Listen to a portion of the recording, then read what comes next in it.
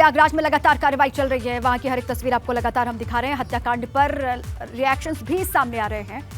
सियासत लगातार हो रही है। शिवपाल सिंह यादव ने भी इसको लेकर अपनी प्रतिक्रिया दी है, आपको सुनवाते हैं।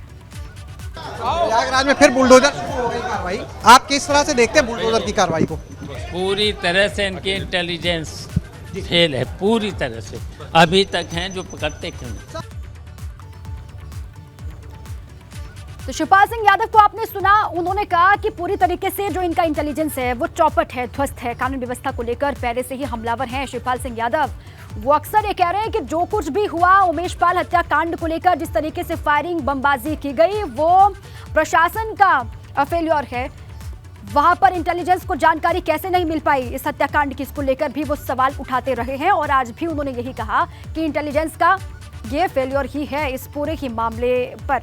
भूपेंद्र चौधरी ने क्या कुछ कहा इस पूरे हत्याकांड को लेकर, सुनवाते हैं। नीति में बेहतर कानून का राज है।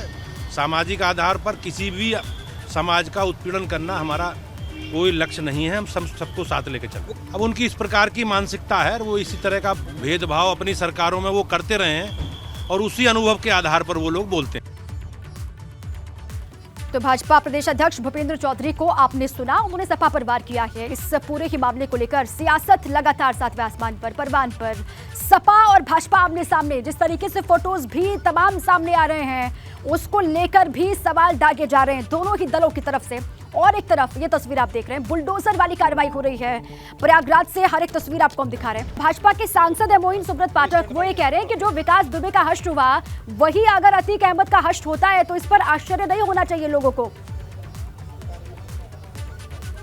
अरे इनको मत जाने दीजिएगा, पत्रकार भी देखिए, आपको बता दें कि जो सुब्रत पाठक ने ट्वीट किया है, जिस बात को कहा है बीजेपी सांसद ने, उसी तरीके की आशंका खुद अतीक अहमद और उनके भाई अशरफ की तरफ से जताई गई और कोर्ट में बाकायदा एक अर्जी दाखिल की गई थी। वो अर्जी कल कोर्ट से खारिज हुई थी। प्रयागराज की सीजेएम कोर्ट में अर्जी दाखिल की गई थी, जिसमें साफ तौर पर यह आरोप लगाया गया था कि ये जो चाहे उमेश पाल का शूटआउट केस हो या दूसरे मामले हैं, पुलिस के लोग जो है उन्हें अपनी कस्टडी में लेने के नाम पर गुजरात या बरेली जेल से ला सकते हैं, रास्ते में जो है उनकी हत्या की जा सकती है। इस बात की आशंका जताई गई थी। कोर्ट से रिलीफ मांगी गई थी, लेकिन कोर्ट ने इस पूरे मामले में दखल देने से मना कर दिया था और उनकी अर्जी को खारिज कर दिया था।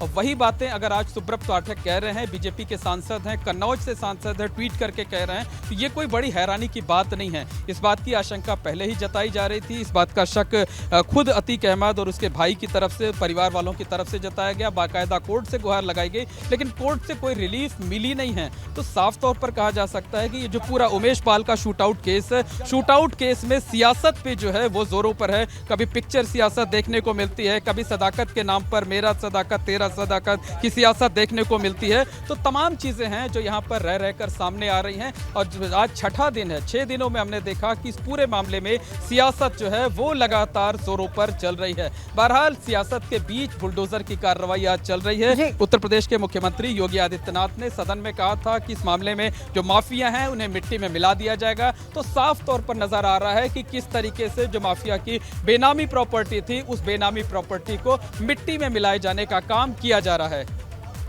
बिल्कुल ठीक है, सियासत परवान पर है और सियासत के बीच में इस तरीके से बुलडोजर वाली कार्रवाई भी हो रही है। जो गुनहगार है उन पर एक्शन लिया जा रहा है।